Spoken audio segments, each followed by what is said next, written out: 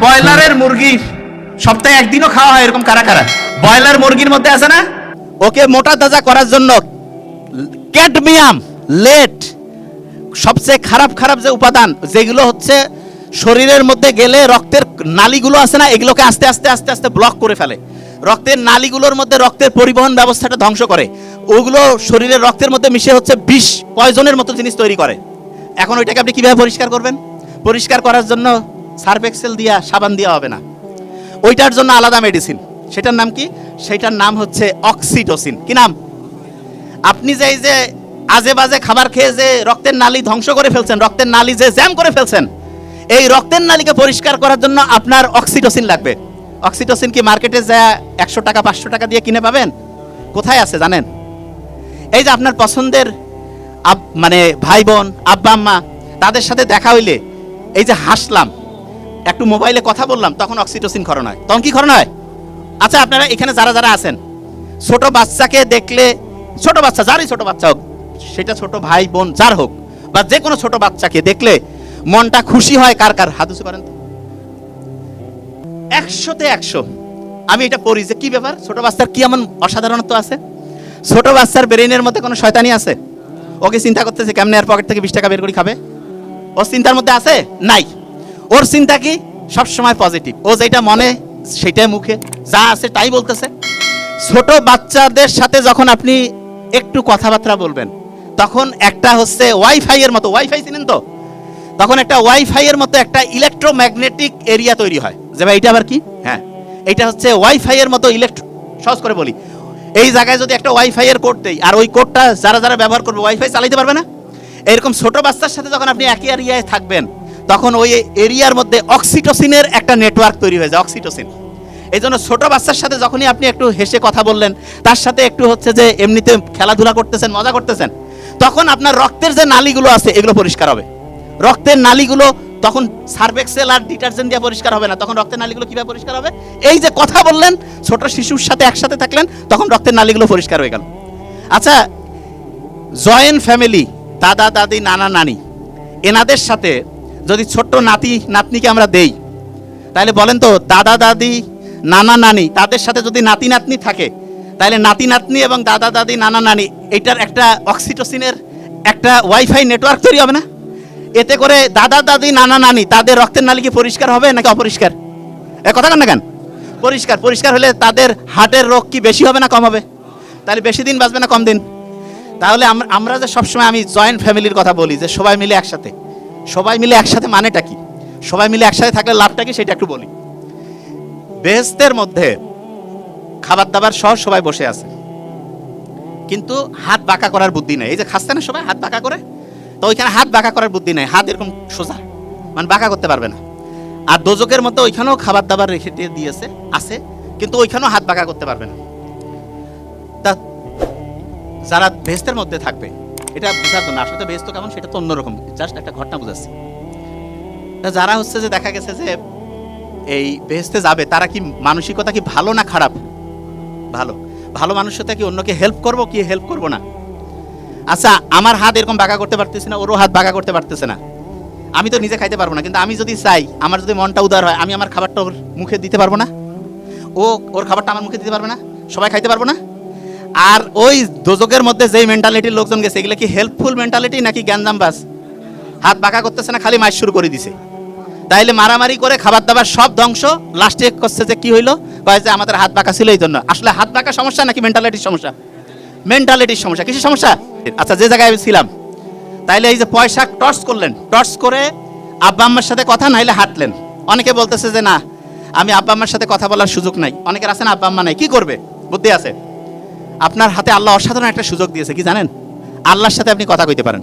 তবে আপনি কি করছেন? আল্লাহর সাথে কথা কবেন? হ্যাঁ, কোরআনের মধ্যে আল্লাহ যে কথা বলছে, কোরআন বা যে কোনো ধর্মের গ্রন্থিতে ওই ধর্মগ্রন্থ অনুযায়ী স্রষ্টার সাথে কানেক্টেড হইতে পারেন।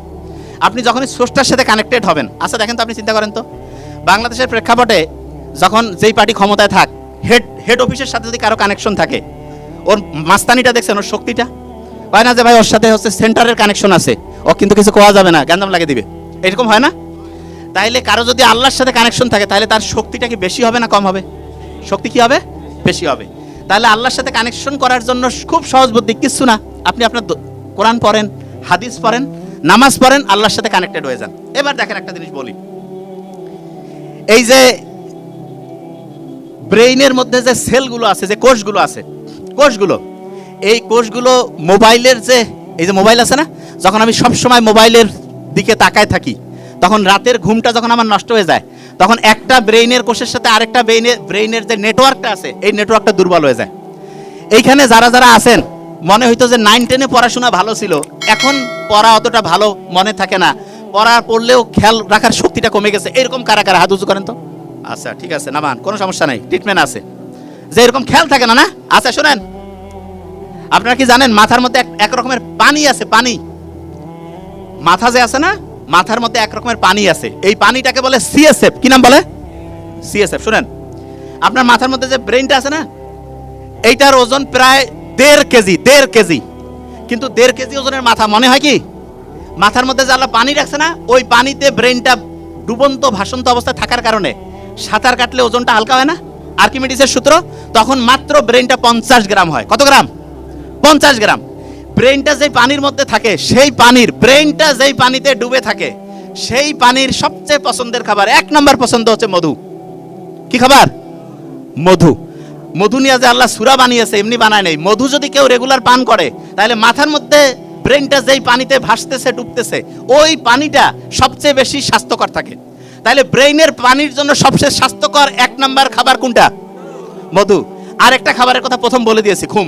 আরেকটা কি বলছিলাম? ঘুম। আচ্ছা শুনেন, প্রত্যেকটা স্টুডেন্টের ব্রেইনটা সবচাইতে বেশি পাওয়ারফুল হবে, সবচেয়ে পাওয়ারফুল। যে ভাই এটা কিভাবে করব, বুদ্ধিটা আমরা কিন্তু দিয়ে দিচ্ছি। প্রথম কাজ যেটা করতে হবে প্রত্যেক স্টুডেন্টকে, ঠিকভাবে বেশি পরিমাণ ঘুমাইতে হবে, বেশি পরিমাণ ঘুম। আচ্ছা, পরীক্ষা আসলে পরীক্ষার আগে ঘুম বেশি বেড়ে যায়, কার কার হাত উঁচু করেন তো। Very fine. আচ্ছা শুনেন, আমি বলি এটা লিখে রাখেন, পরীক্ষার আগে বেশি ঘুমানো উচিত না কম ঘুমানো উচিত? আপনারা জানেন এটা? কোথায় শুনলেন? ও, পরীক্ষার আগে বেশি ঘুমাইতে হবে কেন সেটা বলি আগে, শুনেন। এই শুনেন, আপনারা যখন ওই যে রেজাল্ট দেখেন না, এক সময় হঠাৎ করে বিসিএস এর রেজাল্ট দিল, মেট্রিকের ইন্টার রেজাল্ট দিল, একসাথে সবাই যখন ঢুকে দেখবেন না যে সফটওয়্যার জ্যাম হয়ে গেছে, কেউ কারো রেজাল্ট দেখতে পাচ্ছে না, দেখতে পাচ্ছে, এরকম হয় তো? আপনি যখন পরীক্ষার আগে যখন একসাথে সবগুলো পড়তে যাবেন, তখন ব্রেইন এরকম জ্যাম হয়ে যাবে। যে ভাই তাহলে ব্রেইনের জ্যাম কিভাবে ছুটাবো? বুদ্ধি আছে। শোনেন, নর্মালি আপনি যা ঘুমান, নর্মালি আপনার 7 ঘন্টা ঘুমাইতে হবে দৈনিক। পরীক্ষা যখন আসবে সেটা আধা ঘন্টা থেকে 2 ঘন্টা আরো বাড়াবেন। যে ভাই এটা আবার কেমন কথা? হ্যাঁ, কারণটা কি? আপনি যেই পড়াটা পড়বেন, পড়াটা নর্মালি আপনার এই পড়লাম, আপনার বাড়ির মধ্যে ওই যে বাইরে আছে না একটা বৈঠকখানা থাকে না বাইরে, ওই যে কয় না আগিনা, যখন আমরা একটা পড়া পড়ি, ব্রেইনেরও একটা হচ্ছে আগিনা আছে, ওইখানে যে পড়াটাকে থাকলো, ওইখানে থাকলে কাম হবে না, ভিতরে একদম ড্রয়িং রুমে ঢুকাইতে হবে। ওইটার একটা স্পেশাল নাম আছে, হিপ্পোক্যাম্পাস। কি নাম? খুব কঠিন নাম, যাই হোক মনে রাখেন যে মেইন সফটওয়্যার, যেই একদম লং টার্ম সফটওয়্যার, সেইখানে ঢুকাইতে হবে। তা ওই সময় ওই যেই পড়াটা আপনি এখন পড়লেন, এই পড়াটা প্রথমে তো বাড়ির আঙিনায় থাকলো, ওইখানে থেকে কাজ হবে না, ওইটাকে ঢুকাইতে হবে একদম ড্রয়িং রুমে। তা ড্রয়িং রুমে যাওয়ার জন্য সবচেয়ে ভালো যে টাইম, সেই টাইমে সে ড্রয়িং রুমে যায়, সেটা হচ্ছে ঘুমানোর টাইম।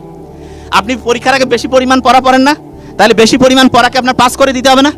বেশি পড়া যদি আপনি পাস করতে চান, ওই আঙিনা থেকে ড্রয়িং রুমে নিতে চান, তাহলে ওইটার জন্য বেশি পরিমাণ ঘুম দরকার কি দরকার নাই? বেশি পরিমাণ ঘুমাইতে হবে। বেশি পরিমাণ ঘুমাবেন, ব্রেইনের পড়াটা শর্ট টার্ম থেকে একদম লং টার্ম, একদম ড্রয়িং রুমে সেট হয়ে যাবে। আচ্ছা, পড়ার সময় লেখেন কারা কারা? হাত উঁচু করেন তো। আমার মনে হয় এখানে সব ব্রিলিয়ান্ট স্টুডেন্ট আসছে, যাই করছি সব খালি পজিটিভ। হ্যাঁ, মানে দেখা যাচ্ছে যে সবাই পড়ার সময় লেখা। আচ্ছা আমি বলি, আপনি যখন লিখেন, আমি প্রথম বলছিলাম কম্পিউটারে লিখলে 7টা কানেকশন, হাতে লিখলে 100টার বেশি, 100টার। আপনারা 1 নম্বর স্টুডেন্ট হবেন যখনই পড়েন, কিছু বুঝাবুঝির দরকার নাই, বুঝা পড়ে। সবাই ভুলটা কি করে জানেন? কয় আগে একটু পড়ি, বুঝি, তারপরে লিখবো। না, বুঝাবুঝি বাদ, প্রথম কথা লেখা শুরু করেন। যে এটা কেমন কথা, লেখেন। আপনি যখন লিখবেন না, আপনার পড়াটা হচ্ছে রেটিকুলার অ্যাক্টিভেটিং সিস্টেম অন হবে, আর ব্রেইনের 100টা কানেকশন অ্যাক্টিভ হয়ে গেল। পড়ার সাথে আপনি অবাক হয়ে যাবেন, লিখছেন, পড়া আপনার মাথায় চলে আসছে, লেখার পরে আপনি অবাক হয়ে যাবেন। এই জন্য আমরা আগেকার দিনে শুনতাম না লেখাপড়া, এখন তো কয় পড়া লেখা, এটা ঠিক না, লেখাপড়াটাই ঠিক। তার মানে লেখাটা আগে, তারপরে পড়েন। আগে লিখবেন, তারপরে পড়েন। খুব